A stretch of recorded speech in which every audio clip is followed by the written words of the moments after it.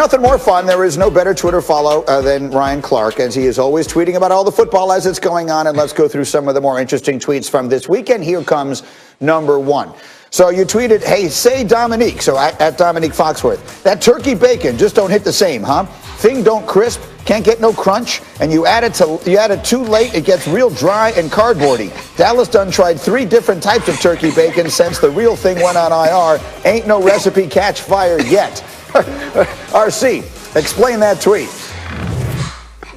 Hey, man, you know what? Snoop Dogg once said, man, you like Harold Melvin without the blue notes. You'll never go platinum. You know why? Because one of the blue notes was Teddy Pendergrass. And that's what Dak Prescott was. He was Teddy Pendergrass. He was bacon. Because, see, when you put bacon with eggs, don't the eggs taste better? When you put bacon on a hamburger, don't the hamburger taste better? But when it's turkey bacon, it just don't hit the same. They didn't try DiNucci turkey bacon. They didn't try Gilbert turkey bacon. And the most turkey bacon of all, they didn't try Andy Dalton. And none of it work. So if you don't give Dak his money, if you don't make sure Dak is secure, then your food will be bland forever. And you might be skinnier, but you're going to be less happy, and you ain't going to have no Super Bowl. In what might surprise absolutely no one, I like turkey bacon. All right, the next tweet from Ryan Clark this week. Figures. Oh, and my pumpkin word. pie. Oh, my word, Jarvis, don't do them like that. Head and shoulders to the out with the Steph Curry shimmy and slide to the dig on him. To the left, and I ain't talking irreplaceable, I'm talking Cupid shuffle. RC, explain that tweet. Man, did y'all see Jarvis Landry slide Malcolm Butler? And it wasn't one of those kind of routes that, you know what, that you draw up, that Coach Stefanski says this is the way we're going to run it. He was filling that thing out, and then he hit him with the Cupid shuffle to the left, to the right. And then when he stuck him inside and caught the touchdown, he gave him a little Steph Curry shimmy after the 3. And Jarvis Landry has been huge for this team. We talked about what they would be without Odell Beckham Jr., and they are Jarvis Landry's team. 16 catches in the last 2 games, over 200 yards, 2 touchdowns. He's Baker Mayfield's go-to guy, and he gets it going. He even throws passes. But when you hitting boys in the end zone with that right there, man, you got to bring it back to Lafayette, Louisiana with the Cupid shuffle from my guy, because that's what that looked like. Yeah, he has been spectacular. All right, here comes the third tweet. Brothers, if y'all don't stop joking about this DK Metcalf stiff arm, that's great football by James Bradbury. Open field tackled a fricking alien with his tentacles on his helmet. He was face to face with a grizzly and lived. Didn't DiCaprio win awards for doing the same dang thing? RC, explain that tweet. First off, Greeny, the word is josing, ribbing, or whatever people are doing. Oh my goodness, look at DK. He got muscles. He stiff-armed Bradbury. Hell no. He got muscles and he got tackled. But that's what's wrong with the world, right?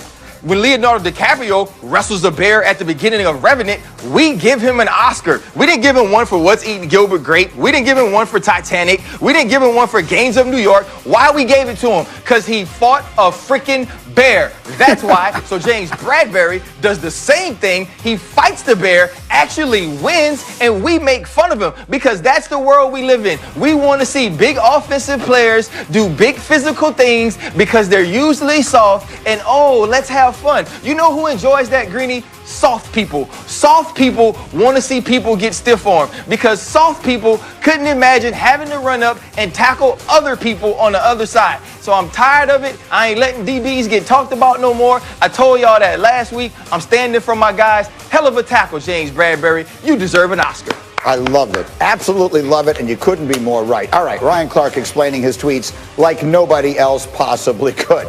Meanwhile, RC, let's talk about your old team. Because the Pittsburgh Steelers' quest for an undefeated season came to an end Monday in Pittsburgh, blowing a 14-point lead to Washington and ultimately losing. Yesterday, Mike Tomlin addressed the loss as only he could. I live by a coaching creed, man. If you can't get a yard, you don't deserve to win. And that was the case for us. We had several sequences where we had an opportunity where if we gained a yard, it's significant in terms of the development of the outcome of the game, and we were unsuccessful. If you can't get a yard in our game, you don't deserve to win. That's the nuts and bolts element of football, the physicality element of football. We didn't meet that challenge, and so we have some work to do in that area. All right, RC, I really wanted to bring this game back today because we didn't have a chance to talk to you yesterday as the former Steeler. Ben Roethlisberger is on pace to throw the ball 645 times this year. They've abandoned any pretense of running the football. So the question is, can they win a Super Bowl that way? You can't. You can't win a Super Bowl relying on your 38-year-old quarterback who is playing well but has a retooled and rebuilt elbow.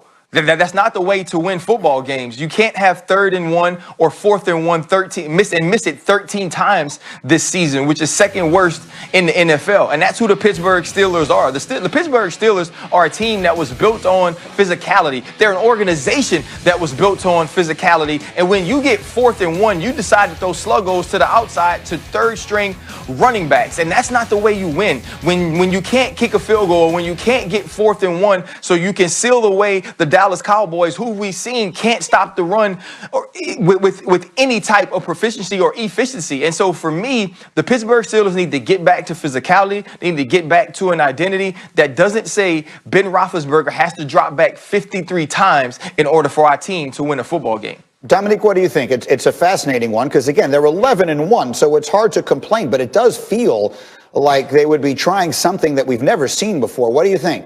Yeah, I mean, I think a lot of modern football teams try to move away from the run and go with passes, short passes in place of the run. But if the receivers aren't going to catch those short passes, and in certain situations, like Ryan was just mentioning, there's nothing you can do. You have to run the football sometimes. I understand that with the advanced analytics that we have, we understand that passing is more valuable than running the ball. But in football, there are certain times where you have to impose your will. And the Steelers have always been a team that's been able to do that. So I'm not sure that they can just hit a switch and all of a sudden become that physical offense that we're used to seeing them be. But they need to figure something out because having Ben Roethlisberger throw a bunch of 3-yard passes, I don't think is a recipe to survive in the playoffs. Graziano, what's one reason why the last couple of weeks have run it so much less?